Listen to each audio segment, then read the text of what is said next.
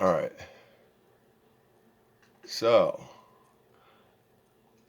at default 120, all those guys are on my screen without moving the aim. Aiming at the exact same point in the exact same position on the map with default field of view. Not a single player, enemy player, is on my screen. See what I mean? Like, that's a big issue. That guy could nade me and pop me in the head and I'm dead. And I never would have known he was even there. Now, field of view also changes the aim mechanics and the speed of the game. It feels so much faster. And the perception of movement is one thing. But being able to scan the map quicker allows you to move faster as well and make split-second decisions quicker based on, you know, in-game, real-time intelligence of what's going on in the game. The aim becomes way more laser, and the sidekick is the deadliest gun in the game now at 120. Now I'm doing this on my 43 because I can't get it on my 27, but on a 27 this is just beautiful. And on a big screen TV, this is an absolute must. In fact, it might even be better than my 27. I haven't really tested this out until today. So that's uber important. I zeroed out all my dead zones except for the left move thumbstick. And I'm playing 3 horizontal, 5 vertical, and I'm 2.5 right now on this one. 3 vertical, 5. I switched to a different account. Center dead zone. Oh, that's the move. That's the only dead zone I keep up. And this is just what I found to work best and feel like Halo 5 to me. The reason when you zoom out that you can play a lower sense with the dead zones is the same amount of time it takes to move from here to here is much quicker because I'm moving at the same sense over this entire wall and into that corridor. And you can't see that corridor on standard FOV. But on FOV default, to move the reticle there takes longer. I'm traveling over a smaller distance. Whipping around takes longer.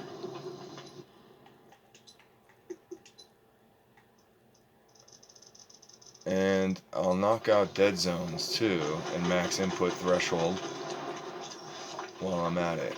But I can, on 3 horizontal and 5 vertical, and here's why I use the vertical. At close quarters, I found it, especially if a guy was up there, I found it tough to like get from right here to his head real quick. So I started experimenting and going more towards a Halo 5 type of sensitivity default.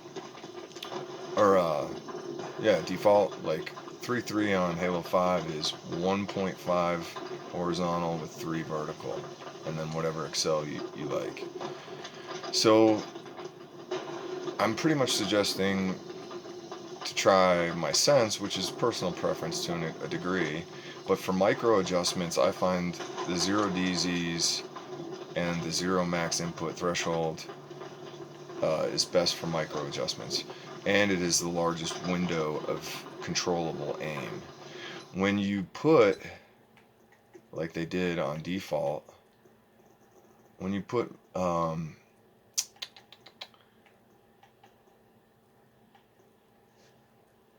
center dead zone all the way up and max input threshold all the way up, your window of controllable aim becomes very small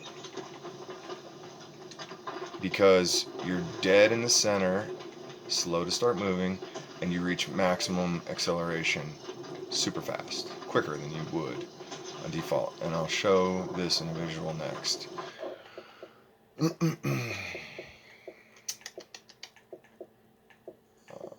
Games and apps, see all, apps, Xbox accessories.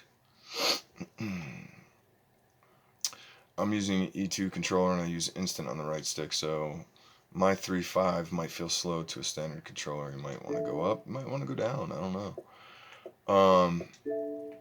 But here's dead zones re-explained. That tiny green circle in the center is the dead zone, center dead zone, okay? That little thing that I'm moving.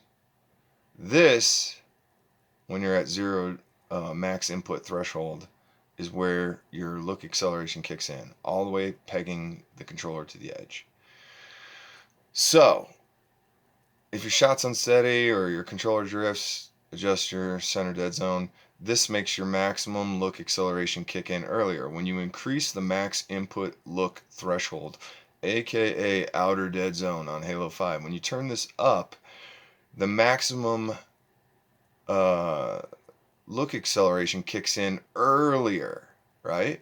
It kicks in on this inner circle, in between here and here, depending on where. So at 0, it kicks in all the way out at the edge when you peg the controller. When you increase it, it kicks in earlier. When you increase the center dead zone, you're dead further out. Like you at 0% dead zones, the second you touch the stick, you start aiming on the right stick. When you increase the center dead zone, you're dead until this circle. Like you're not aiming as you're moving, and then it kicks in. So what ends up happening when you turn them both up, your center dead zone is dead till here, and your maximum input look threshold, maximum look acceleration kicks in early, so your window of aim is of controllable aim and variance, as they worded on Infinite, is smaller. When you 0 this and 0 that, you have a larger window of controllable aim before your maximum look acceleration kicks in. And this is how people end up overswiping, and this is why the default settings on Halo Infinite are complete trash, and they're probably going to revamp them. So, as a comp player, I fail to see how this isn't the most important setting in the freaking game. Like, if you're going to run around slow as molasses and not see an enemy 15 feet away from you on your left flank at the standard default FOV, like I said, you might as well give that enemy camo because he's not even on your screen. But when you zoom out,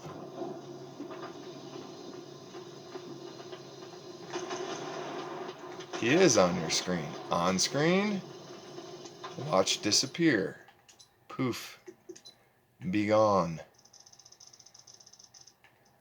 Default.